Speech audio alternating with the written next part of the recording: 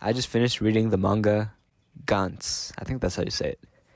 And I have to say, I did like how the characters progressed throughout the entire story. I think character development is one of the strongest aspects of this manga, as the main character goes from an asshole bitch loser to someone that you can actually like and support on his adventure. Quotation marks. Or without quotation marks, either way. Without going too much into spoilers, Gantz is about a boy named Ken Kuruno, or Kei Kuruno, my bad. His character at the beginning of the manga is very not likable. He was basically an incel. One day, however, he and his friend see a man fall into the railroad tracks and try to help him out.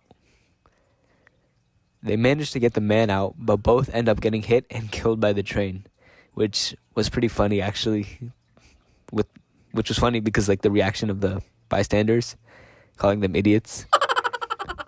This is when the plot begins.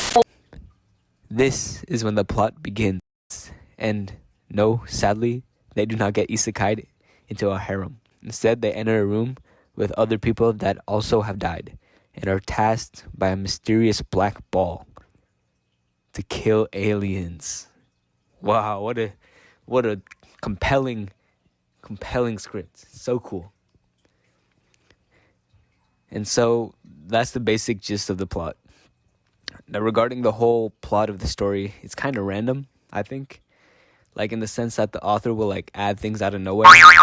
Like, one chapter, Kuruno will be fighting aliens, and the next chapter, Kuruno will meet Obama. This doesn't actually happen in the manga, but I can imagine it happening. This randomness doesn't make the manga too confusing, but definitely will have you questioning where the hell that new plot point came from. Now, the author. During the first, well, actually a good amount of the first, let's say, quarter of the manga has a lot of nudity. Like a lot of nudity. It is apparent that the author is a very, let's say, energized fellow. The nudity does simmer down throughout the manga, so that's good. Kind of distracting from the manga, but if you like it, then, I mean, you'll love this manga. Another sometimes confusing thing about the manga is the characters.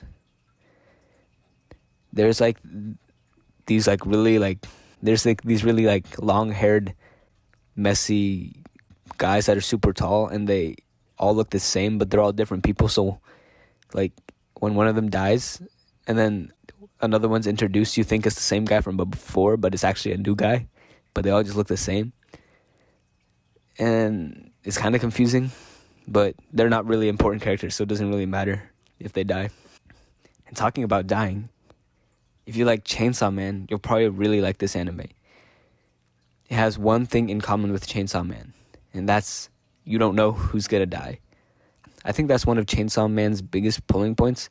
So if you like that type of suspense and mystery on who will die next, I think this manga is something you'll like. Gantz is a very cool manga, I think. It goes from a very like low.